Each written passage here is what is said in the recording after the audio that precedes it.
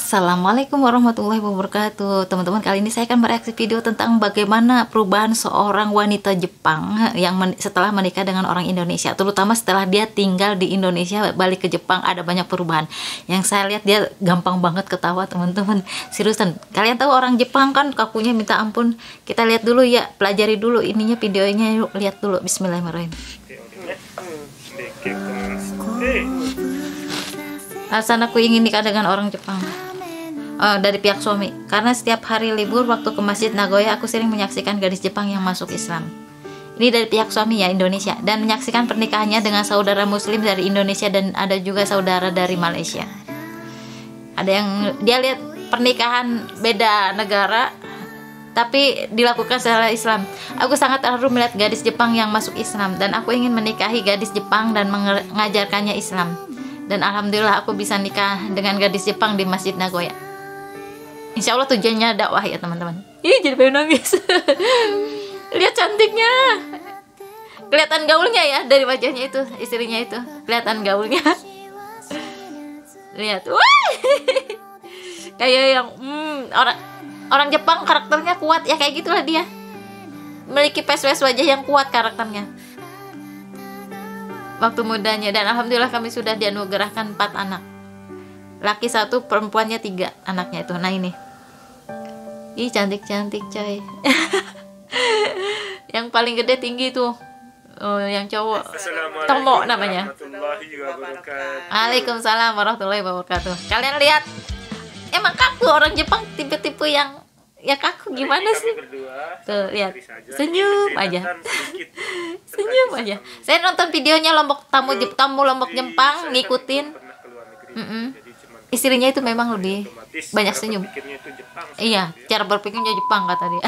Mungkin teman-teman yang sudah tahu gimana sih cara berpikir orang Jepang itu sangat ketat dan dominannya otak kiri gitu. Dominannya otak kiri. Itu kalau berpikir terus. memikirkan sesuatu terus gini lah, iya. Bisa dirubah. Gitu. Iya, kaku kalau kita bilangnya kaku kayak gitu. Sekarang istri berubah sampai begini orangnya gitu. Iya. Gitu. Iya, orang Jepang gimana sih teman-teman? Kakunya gimana? Lebih ceria. Nanti saya judulnya apa biar mewakili. Iya ya. Dulu cara berpikir dan kehidupanmu kayak gimana dulu? Dia mau cerita seperti apa sebelum dia ke Indonesia. Waktu masa saya muda, saya tidak terlalu mikirin apa-apa, cuman kerja untuk cari uang. Jadi nggak terlalu mikir, cuman kerja gitu loh. Kemudian ya udah dapat duit main. Jujur saya tidak pernah pikirkan masa depan, cuman mikir keadaan waktu itu saja. Tidak pernah mikirin orang tua, cuma mikirin diri sendiri saja.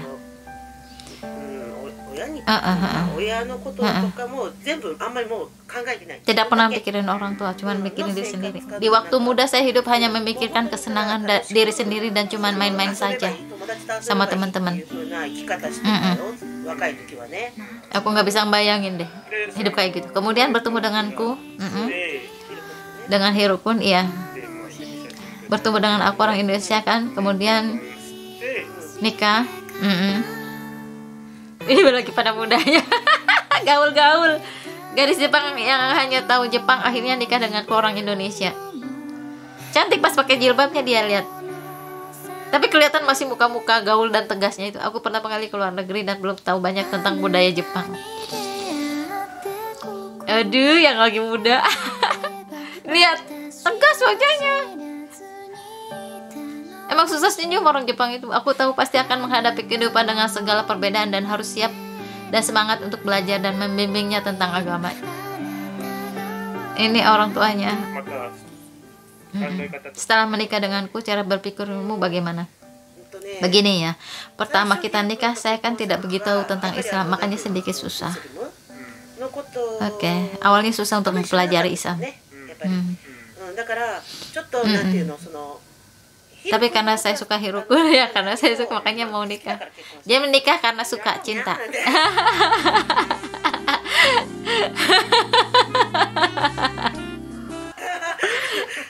Tapi ya namanya banyak hal yang tidak bisa saya mengerti dan terima. Kok aturannya sampai begini gitu. Awalnya nggak begitu gimana gitu dengan Islam. Kemudian saya terlalu memikirkan ke depan. Seharusnya memikirnya yang sekarang, tapi saya terlalu memikirkan ke depan yang ke arah negatif. Jadi dia mikirnya sesuatu yang negatif gitu loh. Pertama seperti kayak ada rasa susah dan apa namanya ya. Jadi mikirnya cuman kayaknya susah deh, kayaknya susah. Dia kayak gitu awalnya. Khawatir dan kayaknya nggak pernah ketawa. Kadang tertawa tapi kayaknya bukan dari hati. Jadi nggak enjoy dengan hidupnya. Dulu itu dia nggak enjoy dengan hidupnya. Kayak hidup dengan rasa keras ya. Iya. Sewaktu tinggal di Jepang ya. Iya, karena ini lingkungan juga mendukung itu, walaupun setelah nikah dengan aku karena masih tinggal di Jepang jadi setiap harinya kayak serius gitu ya. Orang Jepang serius teman-teman. Susah bercanda, susah ketawa. Bukannya nggak pernah atau nggak bisa mereka sebenarnya. Tapi karena tuntutan hidup di Jepang beda dengan di lain kan. Kadang-kadang makanya banyak bunuh diri, makanya ingin melarikan diri kata dia gitu. Setelah nikah baru tahu tentang budaya dan cara berpikir orang Indonesia dan agama Islam. Ya, itu pun butuh proses, dia nggak langsung tahu agama Islam dan langsung ngerti bagaimana cara berpikir orang Indonesia gitu. Itu butuh proses, dia nggak langsung sih sebenarnya. Sampai kemudian dia dikirim ke Indonesia. Tapi karena masih tinggal di Jepang, cara berpikir masih dominan Jepang ya. Iya, setelah menikah masih di Jepang, jadi dia masih ala-ala orang Jepang. Betul, memang saya lahir dan hidup di Jepang dan jadi cara berpikir saya otomatis Jepang sekali. Tabarakallah. Iya benar, saklek. Orang Jepang tuh kalau kita bilangnya saklek gitu loh. Serius. Iya, iya nggak bisa berubah deh. Tapi setelah saya tinggal lama di Indonesia, Lombok tepatnya.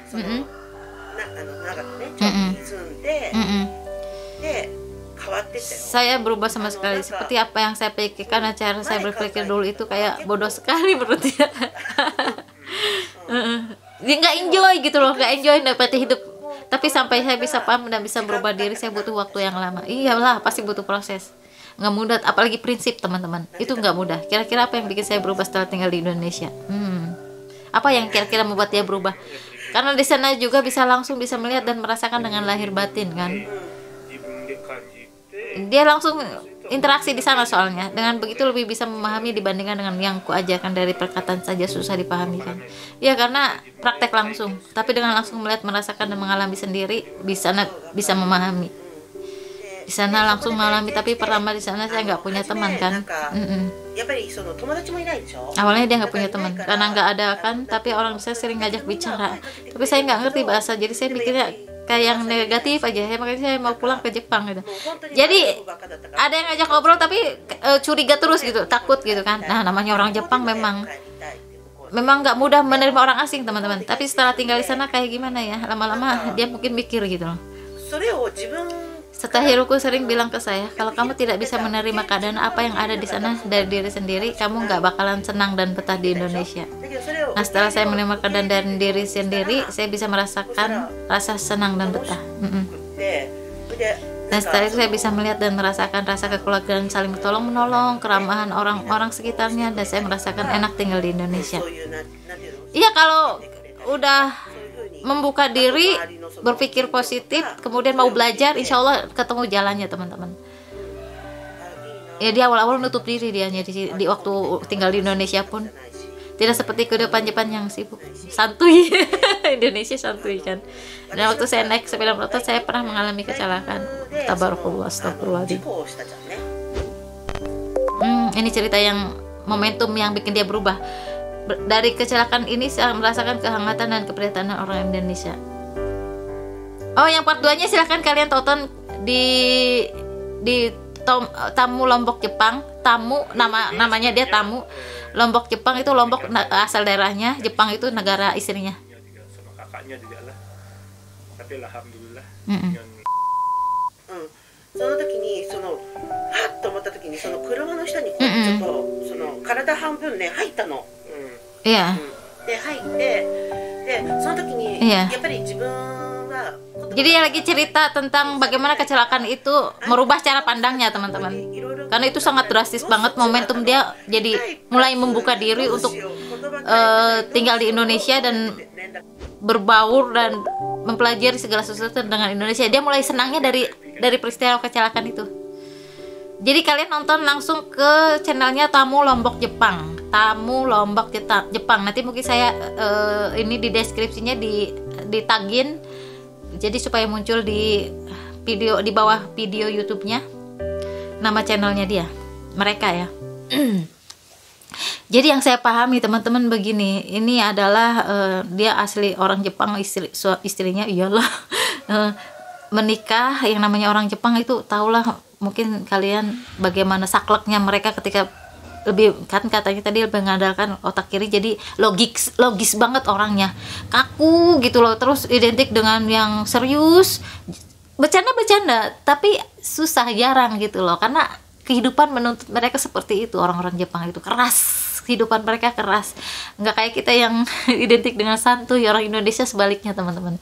Jadi begitu dia ya namanya hidup keras, terus mengandalkan terus logika, aduh aku nggak bisa ngebayangin hidup kayak gitu ya, nggak bisa enjoy, kayaknya apa-apa tuh dibikin serius, aduh teman-teman stres, wajar lah. Kemudian banyak yang kasus-kasus bunuh diri karena permasalahan kehidupan yang nggak bisa ditangani ya, apalagi kalau misalnya jauh dari agama. Aduh sudah, alhamdulillahnya memang sengaja suaminya itu kok dari orang Indonesia, tepatnya di Lombok, mengirimkan anaknya, istrinya ke Indonesia supaya belajar agama terutama teman-teman. Ya memang anak-anaknya diajarkan, dikirim ke Indonesia untuk belajar di sana, untuk membangun agamanya duluan, tujuannya untuk membangun agamanya dari sekolah-sekolah Indonesia itu. Kalau pengen lebih tahu banyaknya, kalian ikuti video-video lamanya juga lumayan teman-teman, itu akan membuka gitu, barangkali ada keilmuan yang bisa kalian dapat di sana. Aduh saya kadang-kadang kalau ngomong tuh nggak terlalu banyak persiapan teman-teman, langsung dikeluarin begitu saja, maaf ya kurang lebihnya teman-teman. Dan pokoknya untuk lebih jelasnya kalian langsung aja nonton video-video mereka, urutan-urutannya, barangkali nanti ketemu benang merahnya dan itu menjadi ilmu buat kalian. Ingat ya, yang saya tahu kalau kalian tidak bisa membuka pola pikir, membuka hati, ya memang akan sulit menerima ilmu baru, ya enggak. Tapi kalau misalnya sekiranya ilmu barunya itu negatif, ya memang harus membentengi diri.